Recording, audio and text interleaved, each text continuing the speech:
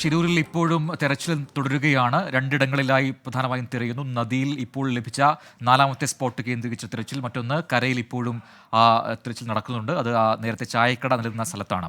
S Vijayakumar ചേരുന്നുണ്ട്. വിജയകുമാർ, ഇപ്പോൾ ഈ നദിയിലെ തെരച്ചിൽ, അതിൽ 4 സ്പോട്ടുകൾ, അതിലെ 4th സ്പോട്ടിലാണ് ഇപ്പോൾ കൂടുതൽ കേന്ദ്രീകരണം വന്നിട്ടുള്ളത് പരിശോധനയുടെ. പക്ഷേ അവിടെയും ഈ അടിയൊഴുക്ക് തന്നെയാണ് പ്രധാനപ്പെട്ട വെല്ലുവിളിയായിരിക്കുന്നത്. അപ്പോൾ അത്തരം സന്ദർഭങ്ങളിൽ നമുക്ക് എന്തുകൊണ്ട് മെഷീൻസ് യൂസ് ചെയ്തുകൂടാ എന്നുള്ള സംശയങ്ങൾ കൂടി ഉന്നയിക്കപ്പെടുന്നുണ്ട്. അതായത് ഈ അൺമാൻഡ് അണ്ടർ വാട്ടർ വെഹിക്കിൾസ് അല്ലെങ്കിൽ അണ്ടർ വാട്ടർ ഡ്രോൺസ് ഒക്കെ നമുക്ക് അവൈലബിൾ ആണ്. പക്ഷേ അത്തരം ഉപകരണങ്ങൾ എന്തുകൊണ്ട് ഉപയോഗിക്കാൻ കഴിയുന്നില്ല? ഈ camera mounted under water unmanned vehicles അതൊക്കെ ഉപയോഗിച്ചുകൊണ്ട് എന്തുകൊണ്ട് ഈ പരിശോധന നടത്തിക്കൂടാ എന്നൊക്കെയുള്ള സംശയങ്ങൾ ഉയരുന്നുണ്ട്.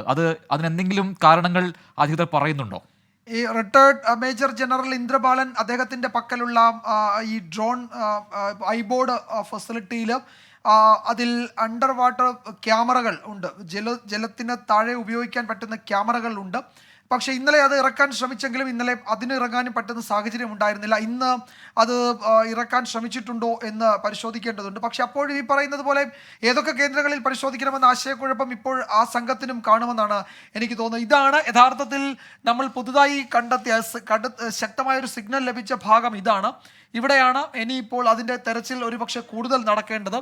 ഇവിടെ ഇന്ന് ഉച്ചയോടുകൂടി നാവികസേനാംഗങ്ങൾ വന്നിരുന്നു ഈ ഭാഗത്ത്. അവർക്കൊരു പക്ഷേ ഇവിടെ മറ്റൊരു പ്രത്യേകതയുള്ളത്, ഇവിടെ ഏതാണ്ട് 35-38 അടിയോളം ഉയരമുണ്ട്. അപ്പോൾ അതായത് 25-30 അടിയോളം ഉയരമുണ്ട് ഈ മൺകൂനയ്ക്ക്. അത് മുകളിലേക്ക് ഉയർന്നു നിൽക്കുന്നുണ്ട്. അതിനൊരു മുകളിലേക്ക് ഒരു 5 അടി കൂടി മൺകൂന ഉണ്ട് എന്നാണ് പറയുന്നത്. അങ്ങനെയാണെങ്കിൽ ഒരു 35 അടി ഉയരം ഈ ഭാഗത്ത് ആകെ താഴെയും മുകളിലുമായി ഉണ്ട്.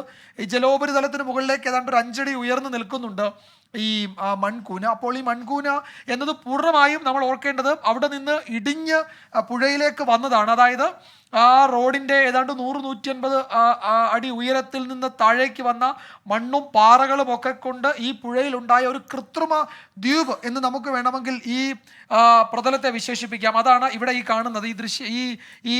ഈ പർട്ടിക്കുലർ പോർഷൻ അതാണ്.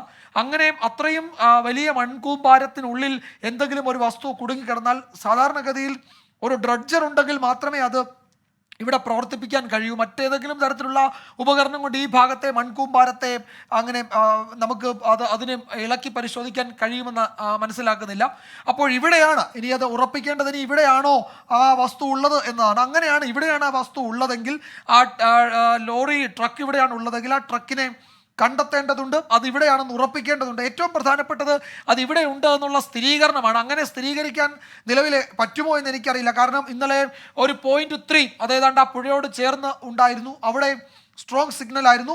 ഇതിപ്പോൾ 4ാമതൊരു കേന്ദ്രത്തിൽ കൂടി ഒരു സ്ട്രോങ് സിഗ്നൽ കിട്ടുന്നു. 3-ലോ 4-ലോ ട്രക്ക് ഉള്ളത് എന്ന് ഇനി പരിശോധിക്കണം. അതിന് പറ്റുന്ന സാഹചര്യം അവിടെ ഉണ്ടായിട്ടില്ല.